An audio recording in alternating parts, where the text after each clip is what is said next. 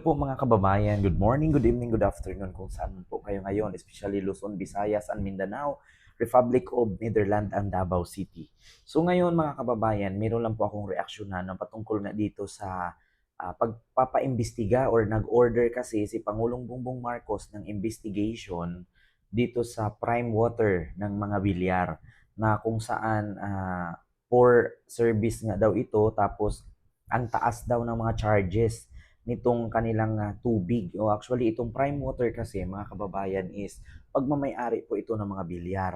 Na kung saan, mga kababayan, ay tawag dito, pinaimbestigahan nga ni Pangulong Bongbong Marcos kasi marami pong mga taga Bulacan no ang nagrereklamo na ang hina daw ng tubig, minsan nga daw lasang kalawang, tapos ang mahal daw, ang taas ng charges. So ngayon, ito pinaimbestigahan ni Pangulong Bongbong Marcos itong problema ng prime waters ng mga bilyar. So ngayon pumalag, no, pumalag itong si Vice President Sara Duterte na kung saan ay ang nakalagay dito mga kababayan ay lahat ng galawan ng administrasyon ni BBM daw ay dahil sa politika. Pinulitika daw ni Pangulong Bongbong Marcos itong si Camille Villar kasi kung nakita niyo po mga kababayan ay iniendorso nga ni Sara Duterte itong si Camille Villar no sa kaniyang alyansa. Actually alyansa grupo itong si Camille kay BBM. Ang problema lang is lumipat nga itong si Camille kay Sara Duterte na ini-endorse nga ni Sara Duterte itong si Camille.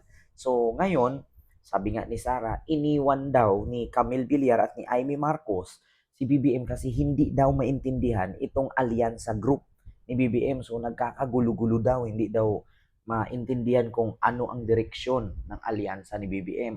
So ngayon, pumalag itong si Sara sa investigasyon na inuutos ni Pangulong Bongbong Marcos na imbestigahan itong prime waters. So ngayon, pumalag itong si Sara at ito ang komento niya.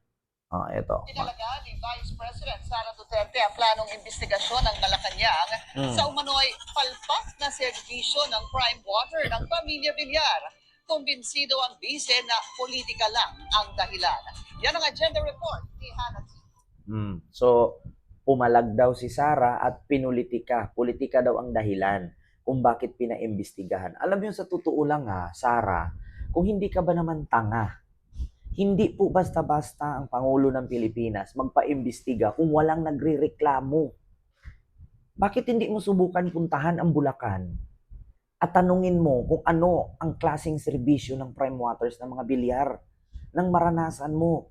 Hindi yung i-manipulate mo na naman at i-brainwash na naman ang taong bayan na pinulitika ang bilyar dahil sa prime waters nila. Bakit hindi nyo subukang puntahan? Bakit hindi mo subukang lapitan si OG Diaz? Kasi mismong si OG Diaz nakita, naranasan kung gaano kahina ang tubig at ang kamahal ng charges. 'Di ba? Bakit kailangan pa nating i-brainwash ang tao kung mismong ang tao na ang nagrereklamo? Hindi pamumulitika yan, hindi politika ang dahilan, Sara. Kung bakit pinaimbestigahan ni Pangulong Bongbong Marcos itong prime waters ng mga bilyar.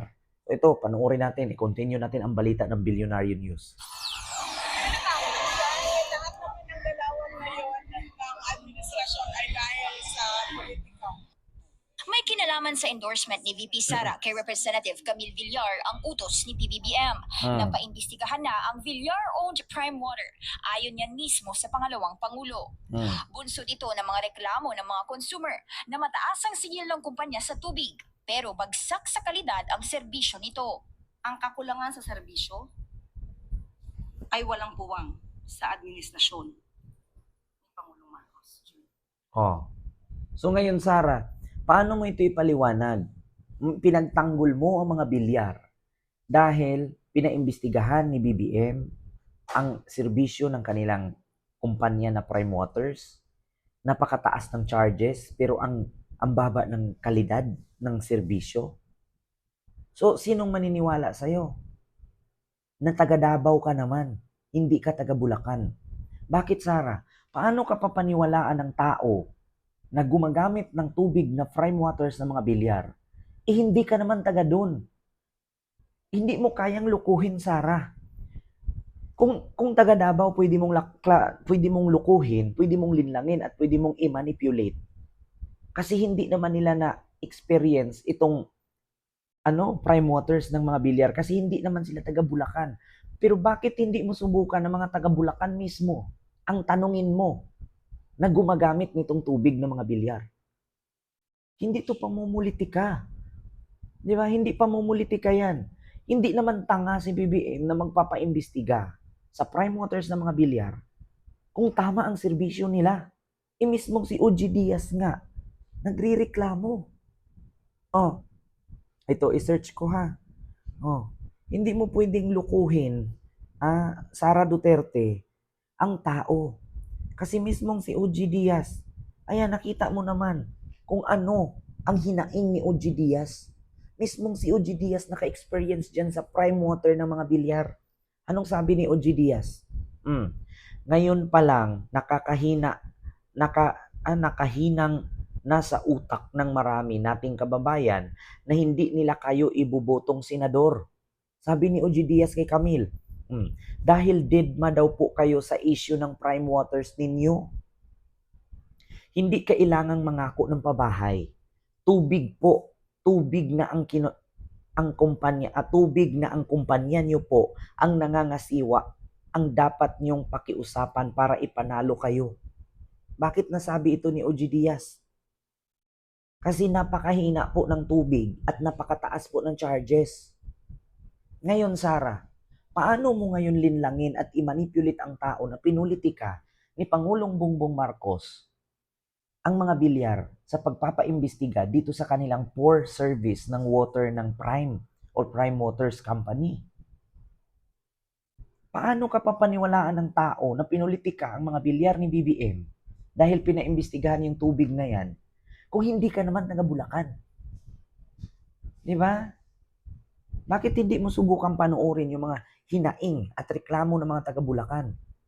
Ito ha. Paano yan mga DDS? Oh. Si Sara Ayan. I-search natin ha. Prime Waters. Nako. Makita naman to, Sara eh. Mas maniwala kami sa mga taong naka-experience sa poor service ng prime water ng mga bilyar kasi sila'y taga dun. Ikaw taga Davao ka, hindi mo naman to na-experience. Ito ha, mga kababayan. Dito makikita naman natin to eh. Ito Kausap din namin ng prime water ng pamilyang Villar in hot water. Marami na kasing reklamo daw sa serbisyo ng kumpanya, kaya aaksyon na ang palasyo at ang kamara. Yan ang agenda report ni Pierre Pastor. Paiimbestigahan na rin ng Malacanang ang sinasabing hindi magandang serbisyo ng Prime Water Infrastructure Corporation na pag-aari ng pamilya Villar. Ipinananawagan ng mga lokal na opisyal ng Bulacan ang mas malalim na investigasyon. Bukod daw kasi sa hindi maayos ang serbisyo, ay mahal pa ito.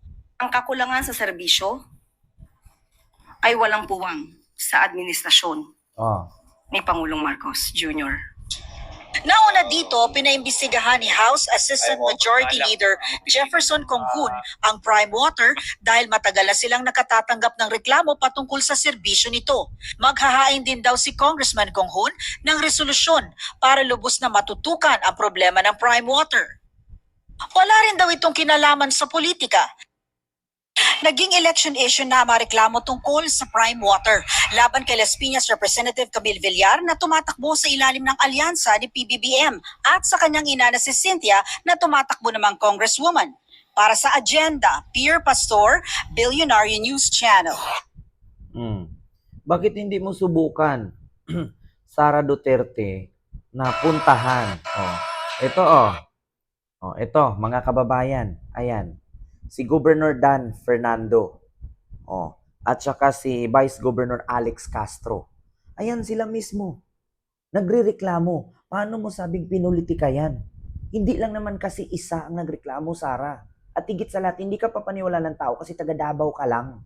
Hindi ka naka-experience ng tubig ng prime water kung ano ang serbisyo nito. Tapos sasabihin mo, pinulitika. Ito, sabi, ni Governor Dan Fernando, buhat po nung nag-operate ang Prime Water, talagang naging problema na ito. Very poor po. Ayan no.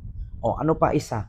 Ano ba ang accountability ng Prime Water sa atin para tayong naka-hostage dito? Salita lang tayo ng salita pero parang hindi naman tayo pinapakinggan.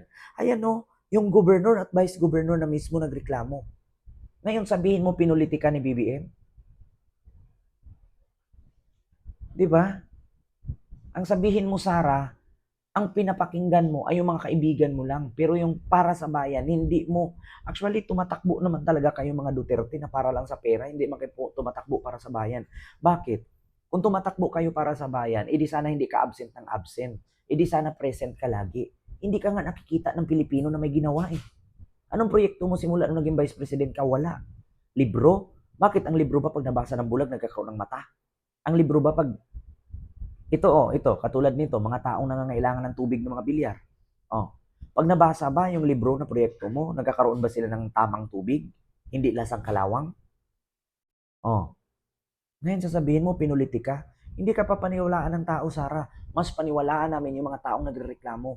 Ba't kami maniniwala sa'yo? Hindi ka naman taga doon. Taga Davao ka naman. Diba? So yun lang yung ating reaksyon mga kababayan.